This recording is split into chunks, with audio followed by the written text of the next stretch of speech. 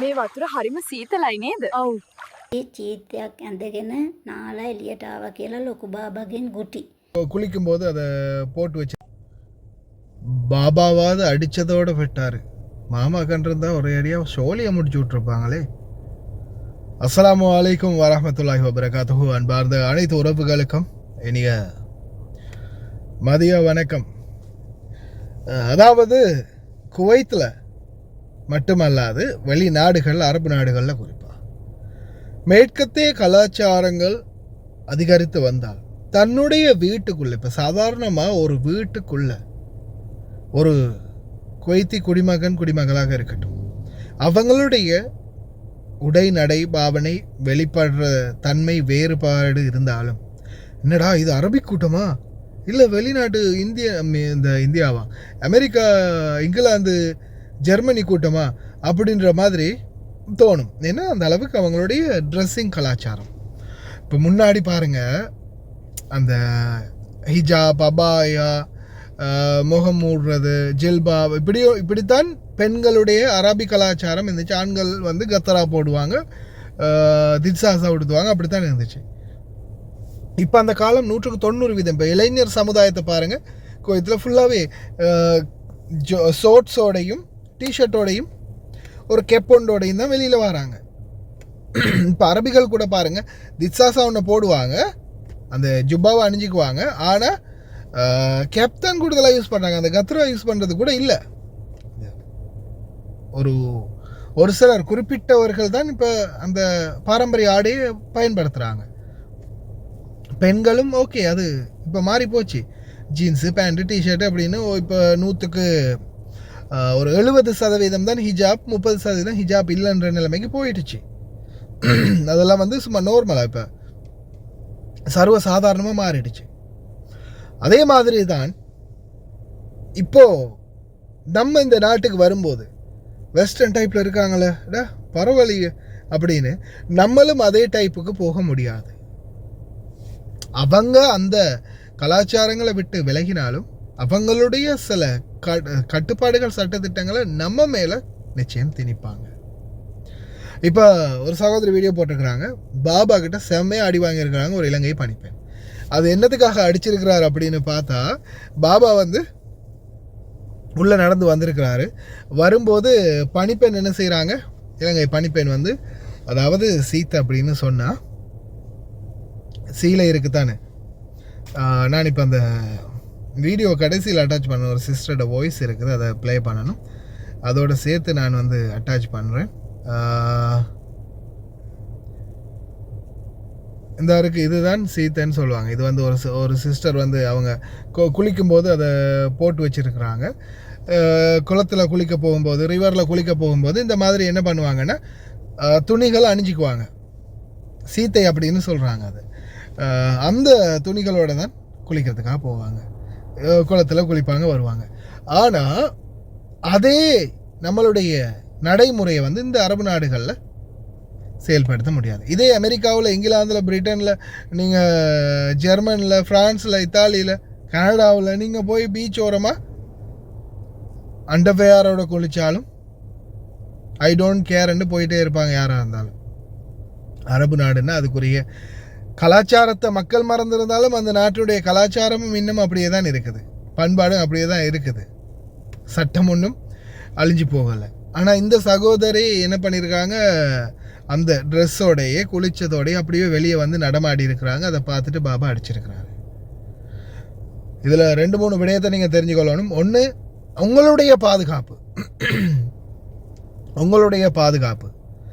மெயினாக. இப்போ நீங்கள் இந்த மாதிரி திரியும் போது இப்போ நம்ம எத்தனையோ வீடியோக்கள் பார்த்துருக்கோம், பாபாக்களால் கற்பழிக்கப்பட்ட பணிப்பெண்கள், மகன்களால் கற்பழிக்கப்பட்ட பணிப்பெண்கள், பாபாவுடைய சகோதரம், குடும்ப உறுப்பினர்கள் யாராவது தவறாக நடக்க முயற்சி பண்ணாங்க. இந்த மாதிரி எத்தனையோ சம்பவங்கள்.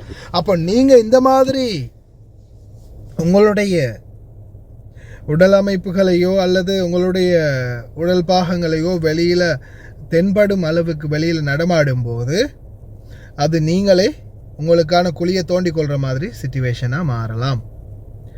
அதனால் தயவு செய்து ரொம்ப கவனம். இது ஆண்களுக்கும் பொருந்தும், பெண்களுக்கும் பொருந்தும்.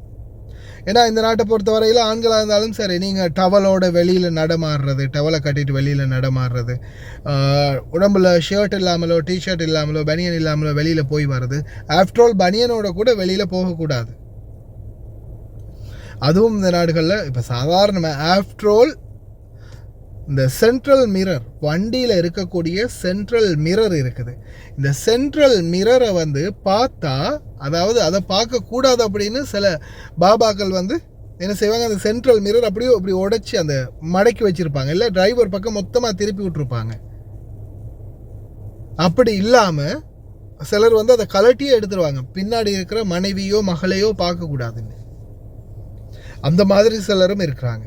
அப்படி இருக்கும்போது அந்த மாதிரி மெயின்டைன் பண்ணக்கூடியவங்களுக்கு முன்னுக்கு நீங்கள் பனியனோடையோ இல்லை ஷோர்ட்ஸோடையோ இல்லை வெறும் மேலோடையோ நீங்கள் மேனியோடையோ நீங்கள் வெளியில் தெரிஞ்சிங்கன்னா நிச்சயமாக அது உங்களுக்கு ரிஸ்காக மாறலாம்.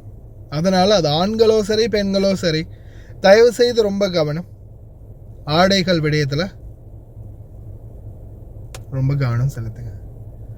தயவு செய்து ரொம்ப கவனமாக இருங்க. இவங்கள மாதிரி நீங்களும் அடி வாங்க வேண்டிய சூழல் உருவாகலாம். ட்ரெஸ்ஸை மறக்காமல் பாத்ரூமில் எடுத்துகிட்டு போங்க. ட்ரெஸ்ஸோடையே வெளியே வாங்க.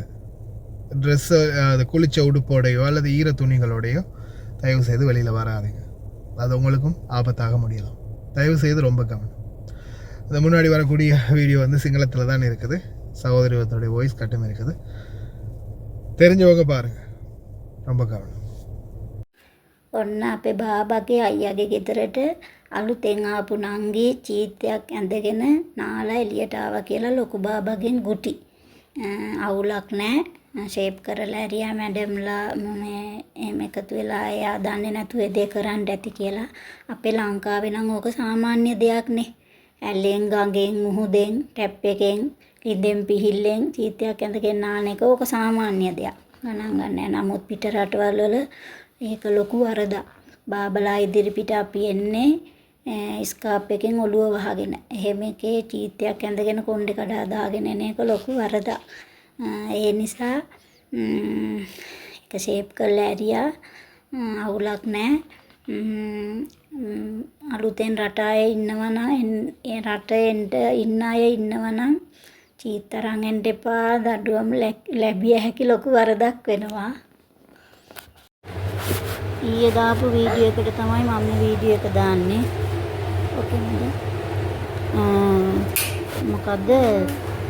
ඒක තමයි මම ওই වීඩියෝ එකක් අරගෙන ආවේ. ඕකේ තියෙන හැම ওই බාත්රූම් වල හැම පාසුකමම තියෙනවා. පේනවනේ. අපිට අවශ්‍ය බඩු දාගන්න, අයින් මාරු කරන්න හැම පාසුකමම තියෙනවා. ඉතින් එහෙම තියෙද්දි තමයි ඒ නංගියාගේ ගෙදරත් එහෙමයි. එයාලගේ කාමර දැන් ඔය මේ අහලා තියෙන ප්‍රශ්නෙට උත්තරේ එයා බාත්රූම් එකත් එක්කම නෑ මේ කාමරේ තුනක් පහ වෙලා තමයි තමන්ගේ රූම් එකට යන්න ඕනේ. අමුත්තන්ගේ කාමරේ ඔෆිස් එක පහු කරලා තුන්වෙනියට තමයි එයාගේ කාමරේට යන්න ඕනේ. ඉතින් එච්චර පහසුකම් තියෙන්දි මොකටද ඇඳුම් මාරු කරන්න නැතුව ආවේ මේ කියන කාරණේට තමයි ගැහුවේ. තව එකක් ඒ නංගි අපේ ගෙදර නෙවෙයි ඉන්නේ. මම ඒකනේ වීඩියෝ එක සම්පූර්ණයෙන් අහන්න කියන්නේ. ඒ නංගි අපේ ගෙදර නෙවෙයි. ඉතින් රට ඇවිල්ලා ඉන්න අයටත් රටේ ඉන්න බලාපොරොත්තු වෙන රටවල් සුරසුරියන්ට තමයි මම මේ වොයිස් කට් එක දාන්නේ. ඔයාලා ලංකාවෙන් පිට වුණාට පස්සේ මෙඩපිරිදිග රටකට ආවට පස්සේ දියරෙත් දාන්නේ මේක සම්පූර්ණ නතර කරන්න. ඔයාලට රූම් එකක් තියෙනවා නම් රූම් එකේ ඔයාලට කියලා බාත්රූම් එකක් තියෙනවා නම් දොර ලොක් කරගෙන නාලා ඔයාලට ඕන දෙයක් කරගන්න ඒක ප්‍රශ්නයක් නෑ. සමහර විට Tamanට කියලා බාත්රූම් එකක් නැතිනම් වෙන අයගේ වෙන්න ආනෝ නම් ඒ මිනිස්සුන්ට පේන්නේ එළියට දීරෙත් ඇඳගෙන චීතයක් ඇඳගෙන ලංකාව විදිහට කොණ්ඩේ කඩාගෙන මෙහි මේ ජවුසන් නටන නම් එන්න එපා. මේක අරාබි රටක්. අරාබි රටක් අනික ඉස්ලාම් රටක්. ඕගොල්ලන්ට මේ ඒ පුහුණු කොණ්ඩේකින් ඔය කියලා දුන්නේ නැද්ද ඕගොල්ලන්ට?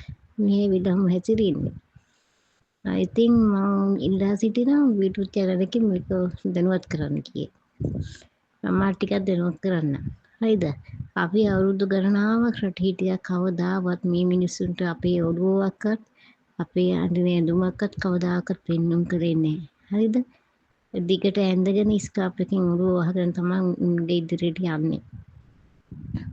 ඒගොල්ලන්ට පේන්න කොණ්ඩේ කිස් ගහක්වත් අද වෙනතුරු දැකලා නැහැ. අපි මුස්ලිම් නෙමෙයි. ඒත් අපි ඒ විදිහට උන් කියන විදිහට අපි ඉන්න අපි දන්නවා.